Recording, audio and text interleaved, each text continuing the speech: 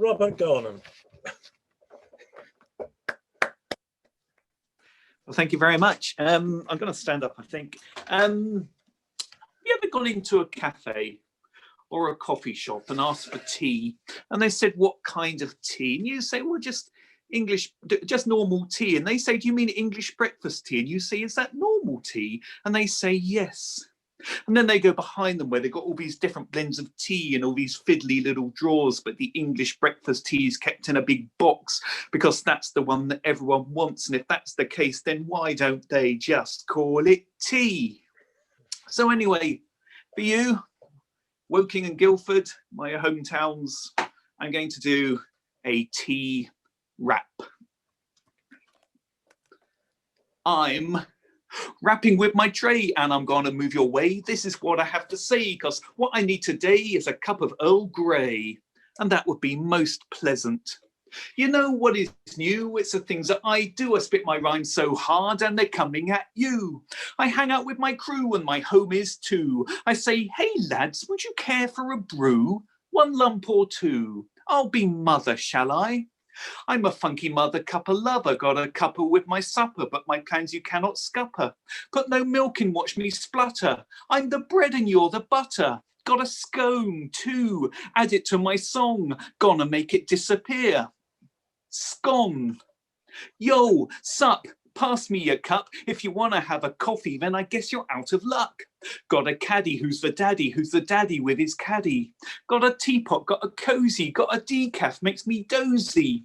And I prefer the milking first, if you really must be nosy.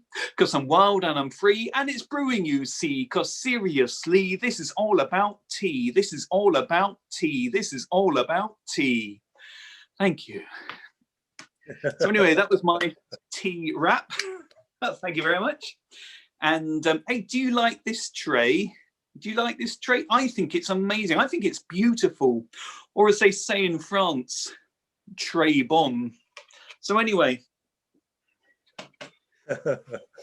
my dad used to have a little tea-based joke of his own, and it used to go something like this.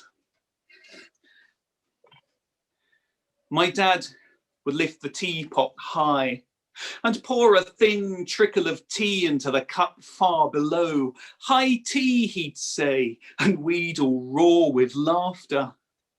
Perfect equidistance, holding the strainer dexterously so that it captured mini clods of tea leaf in its dented wire mesh, his perfect aim assuring that the tea ended up just in the cup. High tea, he'd say, and we'd all roar with laughter.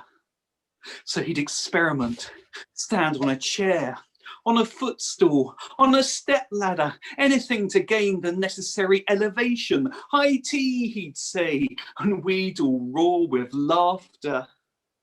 One day, a passing ice cream van backfired, yet not a flinch did we see, his perfect aim assuring that the tea ended up just in the cup. The next day, he hired a 40-foot ladder and he climbed to the very top. High tea, he said, and we all roared with laughter. And the next day, he hired a hot air balloon piloted by a chap with an exuberant moustache. And he climbed in the basket and the hot air balloon went up and up and up until it was just a speck in the sky.